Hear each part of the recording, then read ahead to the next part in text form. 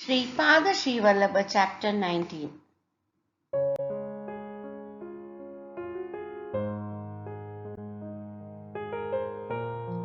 Meeting with Guru Charan. The Vallabheshwar Sharma couple Shubhana Shastri and I were recollecting the sportive pastimes of Sripada. In the meanwhile, a distant relative of Sripada named Lingana Shastri came there. He was a great scholar in the Vedas and Vedangas. Lingana Shastri said, I came to Pitikapuram for offering oblations to my forefathers at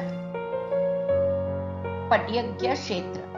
Even though he was a religious and rich Brahmin, my grandfather was a great miser. With his vicious reasoning, he implemented the dharmas, which were inscribed in the Shastras to his advantage. He interpreted the principle of Yadashakti in a perverse way.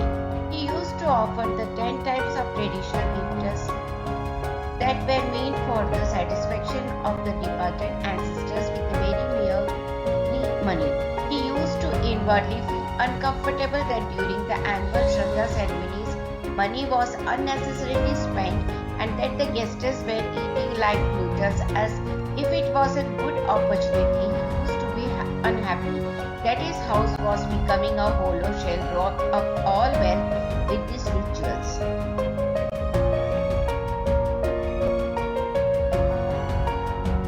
My grandfather died. After some time, my father also followed the footsteps of my grandfather. Time which devours the world. Devoured my father also. However, I used to carry out all the ceremonial rituals for my ancestors strictly according to scriptures to the extent it was appropriate for my capacity. In the meanwhile, quarrels were flowing up in our house for no reason and there was no peace of mind. Quarrels were occurring suddenly without any reason. After stepping into our house, even very calm-going relatives were becoming very fierce and were starting to fight. Our house became a center for quarrels. My wife was angry with me and left for her parents' house. While I was asleep, my son sat on my chest and tried to stifle my neck with his 2 hands.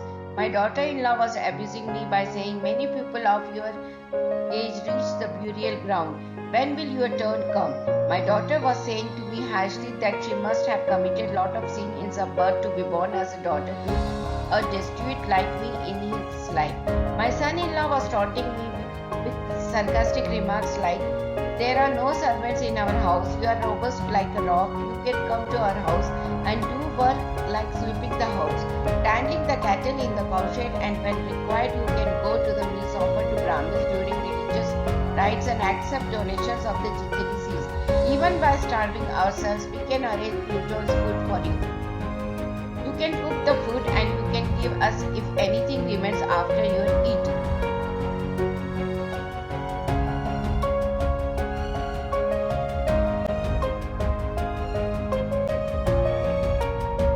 Life became thorny for me. Every living being develops an interest towards life and feels that there is a certain sweetness in life.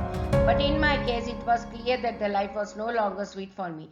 However, if I were to commit suicide and die, I was afraid that I would get the birth of a demon. It was clear to me that after my death, funeral rituals will not be conducted according to the procedures as specified in the scriptures. One day I finished all the work that was entrusted to me in the cattle shed and was about to eat meals. But my daughter-in-law gave me stale food. The food was stinky and I also put some vermin in the food as I was completely tired after doing manual labor. The extreme pangs of hunger caused much more pain to me. I was too weak to even shed tears. I could not eat the stinky food and I could not withstand the pangs of hunger. To me, who was in a most miserable state, a doubt cropped up in my mind whether this world, the people and all these relationships were true, or whether all this was part of a great magic. My mind became dull and devoid of the power to think.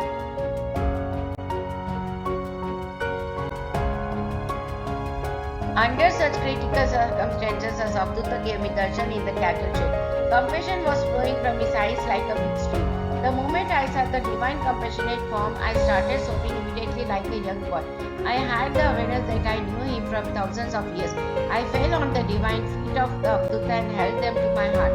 The Avduta touched the food with his divine hands. The food on the plate disappeared. In its place, there appeared on the plate a sweet preparation like halwa.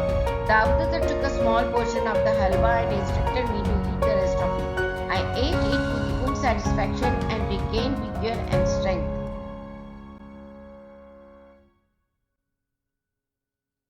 The Avadhuta asked me to dig the northeastern side of the house with an iron crowbar. After digging deep in the location, the skeletons of two dogs were unearthed there. I threw them out. The Avadhuta told me to pour the porridge into the pit. I poured the porridge into the pit and covered it with mud. Then the Avadhuta said that he purged the evil effects of the ghostess and that my house was purified. He told me that my conditions will improve gradually. He told me that I receive a call from the Padikya Kshetra Pitikapuram and that I should start immediately. He assured that suitable arrangements will be made for me and that he will meet again in Pitikapuram.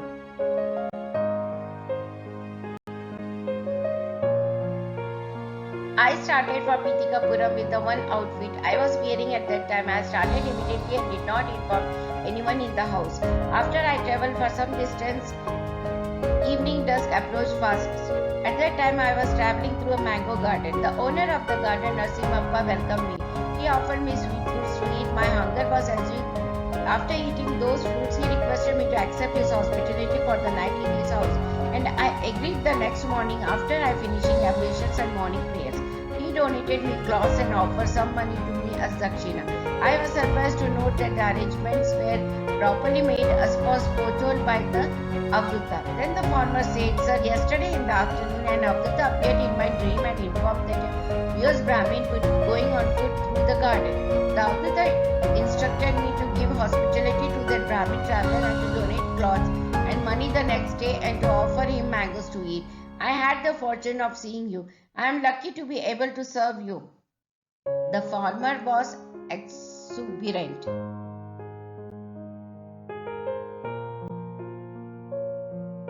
From this episode, it was clear that the Avadhuta had supernatural powers and that he was not an ordinary Avadhuta. I continued the travel by reciting the Vedic hymns. I observed that an electric current was flowing through all my nerves while I was traveling, dressed in new clothes and chanting Vedic verses. On account of the flow of electric power, I experienced ineffable joy in my body. I noticed that the Vedic Pandit was behind me and was approaching me fast. He was reciting Savitri Panna from the Vedas. I also joined my voice with him and started reciting the Savitri Panna. Then the Vedic scholar said Savitri Panna is very important in which the Yoga Bharadwaja Maharshi performed Savitri Kataka sacrifice. It was performed in Pitikapuram. According to the promise of Lord Datta given some time back, he has now incarnated in Pitikapuram as Sripada Srivallbha. The Vedas are approved by the Lord, even though the authority for the recitation of the Vedas was given to the Brahmins only. Authority to study them is given to all castes. Brahmins were worshipping Sri Krishna. What did Sri Krishna do? He was washing the feet of the Brahmins and was sprinkling that water on his head. You are very fortunate because of you received the call from Pitikapuram.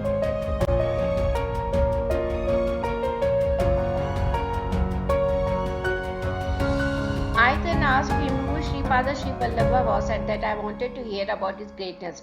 The Vedic scholar said, "My dear, darshan of Sripada Srivallbha destroys all his sins. He is verily Sri Dattatreya. Pitikapuram is his sportive birth ground. In ancient yugas, great people used to incarnate along with the main incarnation when the need arose. In previous ages, there was a pious couple named Sushila and Vishnu Datta. That great devoted lady Sushila was experienced an identity with Mother Anushya during her spiritual practices. She experienced labor pains on the day of Datta Jayanti. Vishnu Datta during his spiritual endurance was experiencing oneness with sage Atri. The state of the merger of different individual identities into one entity is non-physical, uncommon, beyond perception of the mind and intellect. A divine mystery, one which cannot be assessed through speech and one which is inexplicable."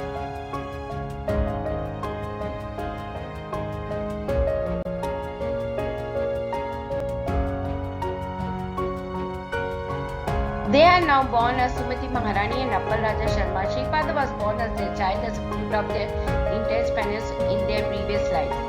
They belong to the Krishna Yajurveda sect, Apastamba Sutra, and the lineage of Bharadwaja Labda Maharshi, a sage from the Vaishya caste of an ancient Yuga, was born on Bhaskacharya during the time of the incarnation of Vasavi Kanyaka and as Bhavnare, father of Sumati Maharani, during the time of the incarnation of Sripada Srivallbha. You will see those great people in Vidikapuram. The farmer who donated you clothes and money was working as a laborer in the previous birth under Subramanya Shreshti, father of Panda Venkatapaya Shreshti in Vidikapuram. As he had meals in the house of the extremely pious Subramanya Shreshti, he has now become a landlord from those great merits and is now enjoying all comforts. Pinda Venkatapaya Shreshti and Narsimha Verma of Vidikapuram are very dear to Sripada. Those people have devotion of parental love towards Sripada in abundance.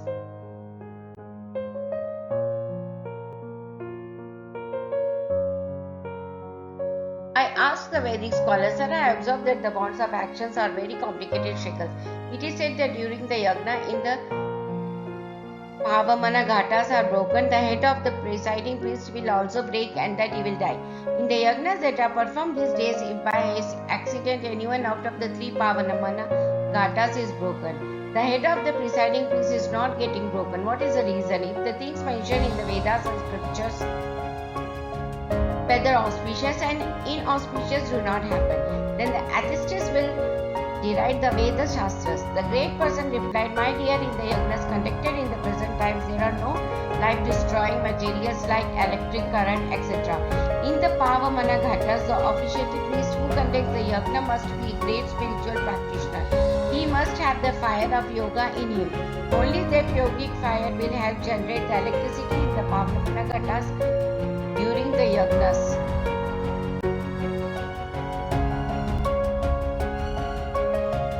If a great yogi presides and conducts the yagna, then immediate results will follow, which lead to the welfare of the world. Instead of that, if namesake exercises are done in the name of the yagna, then we cannot derive the results inunicated by Veda Shastras. There is also a mysterious meaning in the monetary gifts of 16116 and 1116 numbers. Lineage relates to the father. This principle will not change as long as the creation condition. Sapindia relates to the mother. The principle will be ceased after 7 generations. A son and wealth are the two fruits of a marriage. To obtain these two, a fire called woman is essential. How will Sripada have caste differences when he does not even differentiate between attributes? He preaches non-dualistic perception. He does not preach non-dualistic action. Just like Adi Shankara, Sripada has no partiality. Adi Shankara taught Hema Vidya to the people of the Gauda caste who are of a passionate nature and who make a living by tapping toddy and who help others.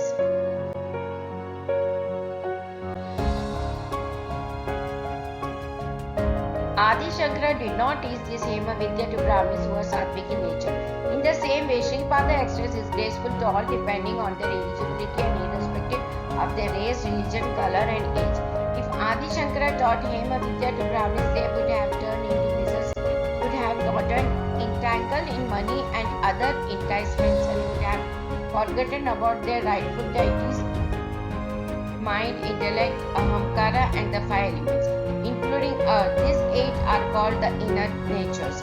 When combined with the nature of the animate world, which is represented by the number 1, they become 9. Numbers 2 through 9 represent the 8 inner natures. 0 represents the Brahma Tattva. Mathematics originated from numbers 0 through 9, representing the activities of the rudimentary natures or creations. Sripada used to jokingly ask for alms of 2 chapatis by saying 2 Chapati Devalakshmi. Chopati Devalakshmi. This represents the number 2498. Many meanings can be found in his every movement and every word. Number 2 represents all pairs of opposites in the creation. Number 4 stands for the Stula, Sukshana, Karana, Mahakarana bodies.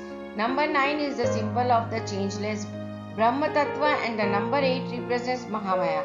Sripada is Ardhanarishvara.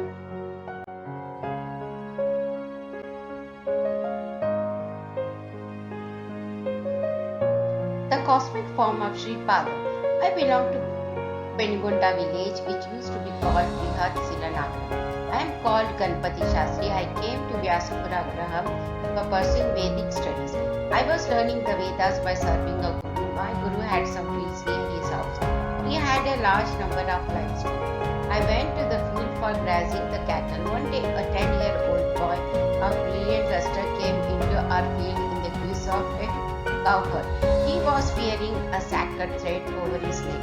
So I presumed that he was a Brahmin lad and asked him for confirmation. Then that boy said, I am that I am. All natures are in me. The basis for all is I am. It is not wrong if you presume me to be a Brahmin on seeing my Brahmanic features. But that is not the complete truth. It is not untrue if you think of me as a Kshatriya on seeing Kshatriya traits in me. But that is not the complete truth. Upon seeing the features of a Vaishya in me, it would not be untrue if I am considered as a Vaishya, but that is not the complete truth.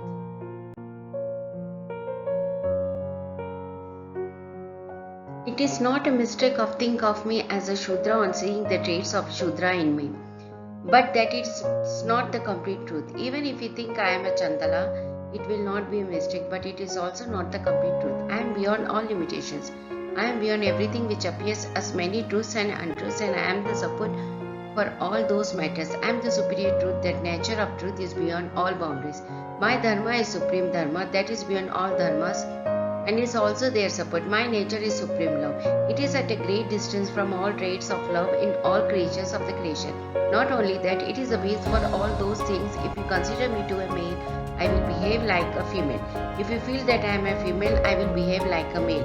If you assume that I am a god Shiva, half male and half female, I will prove that I am that divine bliss which cannot be perceived by mind or speech, and which prevail prior to the manifestation of those two forms. How can you know about me, who has such peculiar characteristics?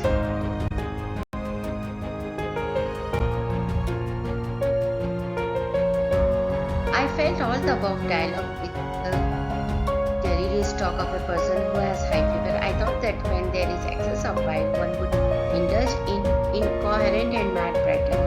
The boy who observed my mental condition said, I just spoke with Sanishwara. Sanishwara told me, oh Lord, witness his entertainment. See how I will harass Ganpati Shastri by throwing him in very strange entanglements and bonds. However, I told Sanishwara that I am going to receive the consequences of the fate of Ganpati Shastri, and that he, Sanishwara, cannot throw you into entangling shackles. On hearing those words, anxiety stirred up in me. In fact, a very bad period was transiting at that time according to my horoscope. When I was in a state of death, the cowherd went to a cow and asked Gayatri, I am hungry. Can you give milk? That mother cow turned its head and expressed assent. Streams of milk started falling on the ground from its uterus. The cowherd drank that milk to his full satisfaction. In reality, it was a barren cow, but it gave milk to the cowherd. All this was very confusing to me. That cowherd sat contented under a mango tree.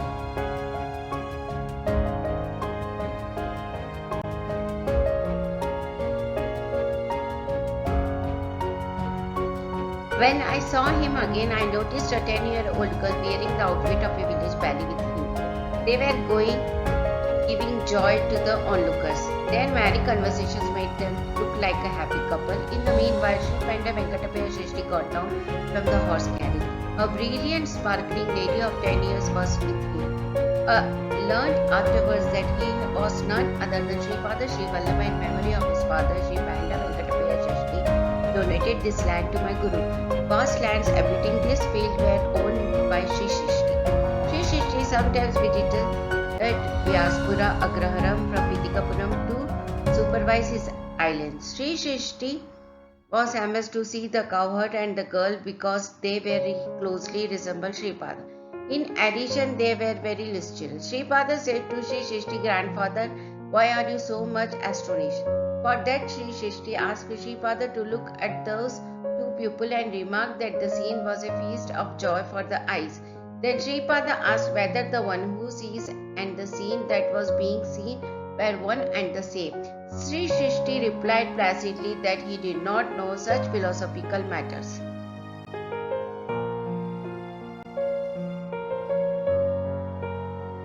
Sripada said, Grandfather, what philosophy is there in this? It is said that Sri Hari also became astonished on seeing the movement of his Maya, which has no limits. This creation is filled with the 9 types of emotions. One of the rules of the creation is to produce surprising and wonderful scenes.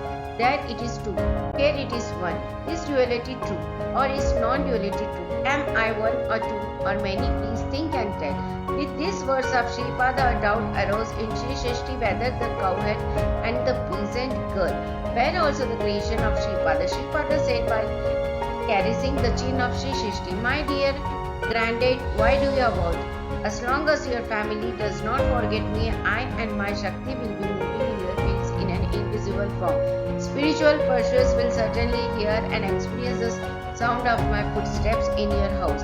Sri Naga Dattatreya, along with his concern, Anga Devi counseling is Aradhana Arishwara form, is in your presence in the form of an Avduta as Sripada Srivallbha.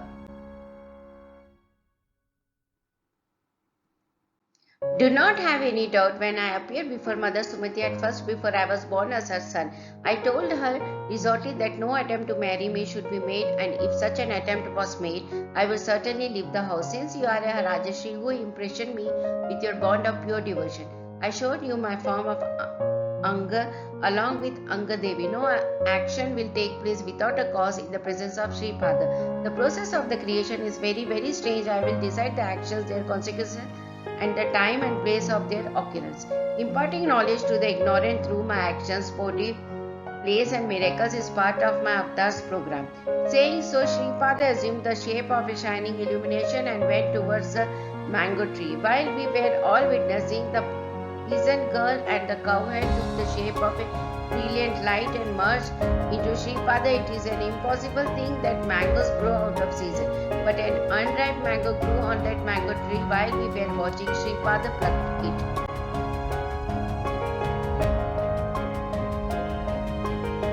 The touch of his hand was so effective it turned into a ripe mango while we all were watching. Just as mother feeds her infant child with food or sweet, Sripada feeds Sri Shishti with that ripe mango. Sri Shishti wept like a young boy while he ate the mango fruit. The motherly love of Sripada was greater than the love of thousands of mothers put together.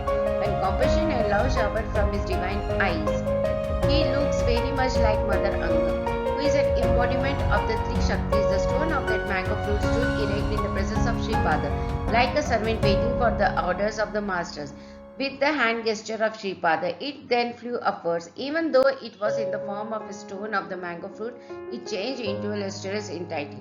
Sripada averred some people argue dogmatically whether the seed comes first or the tree comes first.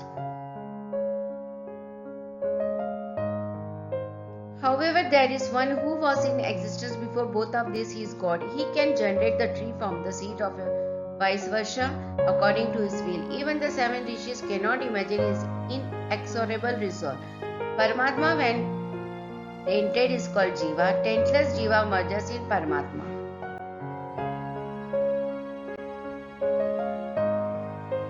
When Jiva merges in Paramatma, all his tendencies exist like fried seeds. Nevertheless, if Paramatma desired to bring Jiva again into the cycle of creation, no force can stop him. However, when the Jivas who merge in him are brought back into creation, they become persons taking birth for a purpose and they perform the mission of God. At the end of their life, they again merge in Paramatma. Some Jivas do not like to merge in Paramatma, but wish to remain in close proximity to him and continue in that state of bliss. Paramatma can make such people to also take birth for a cause to execute the mission of God. At the termination of their life, they will remain in close proximity to Him without merging in Paramatma and will experience the divine bliss. Those Jivas who want to remain in a different state from Paramatma will take a purposeful birth, and after completing the divine birth, they will revert back to their previous position in the next world. State of duality or superior duality or non-duality will be granted according to the wishes of Jivas. Therefore, it is not proper of the pupil to debate whether non-duality or duality or super-duality state is superior. Creation sustains and liquidation continue to happen at every moment. At the end of one Kalpa Brahma, Vishnu and Rudra will rest in the state of unmanifest bliss of Paramatma. They will again return to manifest states according to the Mahasamkalpa and carry on creation, sustains and liquidation in the newly created universes are marked for them.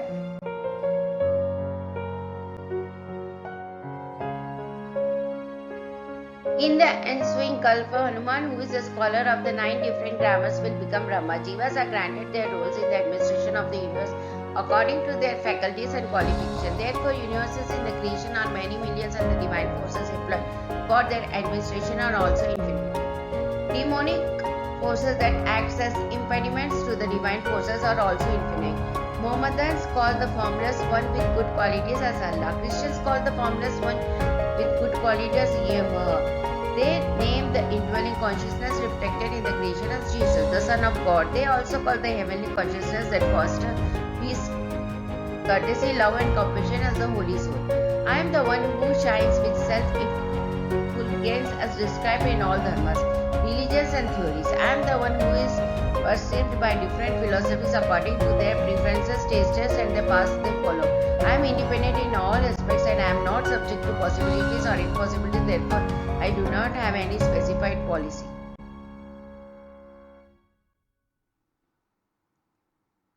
I shine forth with dazzling brilliance through all forms of gods and goddesses. Therefore, I am the one who receives all worships and panegyrics through those respective forms. I am the one who grants grace to all. When the illusion of Kali Purusha seizes the knowledge that I am the embodiment of Sanatana Dharma, which is the continuance of all religions, will dawn. An aspirant can reach me either through external practices or through internal practices. I will always take care of the spiritual aspirant, whether he is an external or an internal person.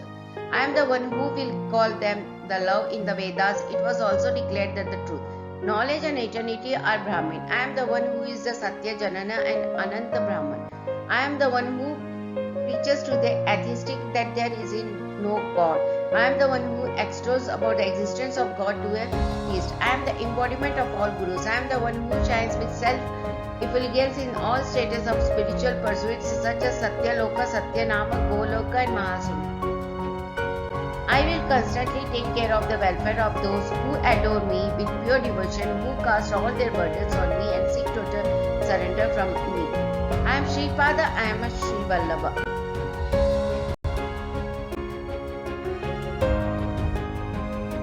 Grandfather, the Sripada Srivallbha that you see today is none other than the son of Anicca and Atri of that most ancient Yuga. I incarnated in Tripitikapuram in accordance with the promise made to sage Bharadwaj. Tears of joy flowed down like a torrent from the eyes of Sri Painda Venkatapriya Shrishti. He embraced Sripada Firmi. The ecstasy he experienced was indescribable and cannot be expressed through words. After some time, Sri Shrishti said, "My dear one, my golden jewel, kindly show your grace on your family. Kindly keep your grace on our lineage. Kindly show your grace on our Arya Vaishya caste." On that request, Sripada said, "Grandfather, let it be so. A Brahmin has the authority to ask for one boon. Kshatriyas, Vaishyas and Shudras have the authority to ask for 2, 3 and 4 boons respectively.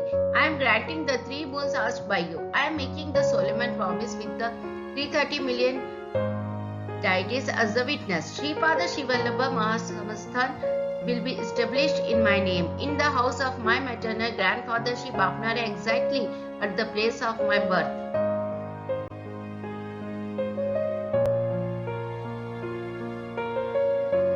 During the time of the 33rd generation, record from you, during the 33rd generation of Sri Bapnare and during the 33rd generation of Sri Narasimhavarma, I will myself establish my samsthan using a person belonging to the 33rd generation as an instrument for the purpose.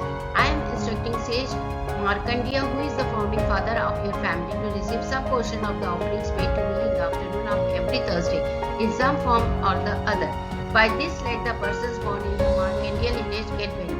My grace will be on the Arya Vaishyas as desired by you. I am blessing Arya Vaishyas to have ruling powers. For that purpose, an Arya Vaishya will become the ruler of the country of Bharat. He will visit Pitikapuram. According to the prediction of a special Nadi astrologer, he will receive my abundant grace.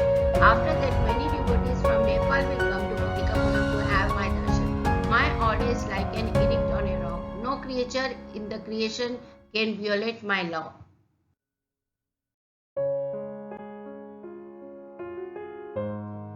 Grandfather, my victory bell will undergo a variety of changes and it will stay in the inner layers of the earth in the place where my ideal will be established. As a mark of the arrival of the victory bell, some earthen pots will be found in the future in the excavations there. Great merit is required to extend financial assistance to the Mahasamsthan that is to be constructed in Pitikapuram. Financial assistance will come only from the individuals who were born in the Arya Vaishya caste in some birth and who had some connection with Pitikapuram. Non-believers, pedantic, arrogant persons will demand proof for everything. Desires will be fulfilled by the Parayan of my hagiography. All obstacles will be removed if one participates in any noble activity connected with my Samasthan in Pitikapuram. If I am worshipped with devotion on the occasion of my birth star Chitra, troubles from debts will be settled. Marriages of young girls will suitable bridegrooms will take place. Applications from devils, ogres, ghostess and other unseen spirits will be removed.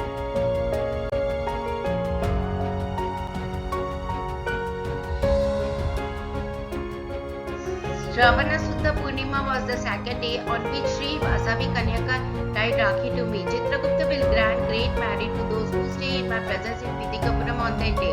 I am an authority unto myself. My biography is standard by itself. My sportive plays are their own standard proofs. Is any other proof required to state that the sun is the sun? The sportive pastimes of Sripada are impossible for others. On the next day, Vallabheshwar Sarma couple Shubhana Shastri, Lingana Shastri and I left for Kurungadda for the darshan of Sripada. Sripada blessed us profusely. He said smilingly, "Oh, what sort of discussions? What discussions? Much time had to elapse before the formation of Sripada Srivallbha Mahasamstha. When will the debt to Maradis, Venkatapaya, Shrishtis and Vatsavi's families be fully remitted?" After saying so, he becomes silent. Victory unto Sri Sripada Srivallbha.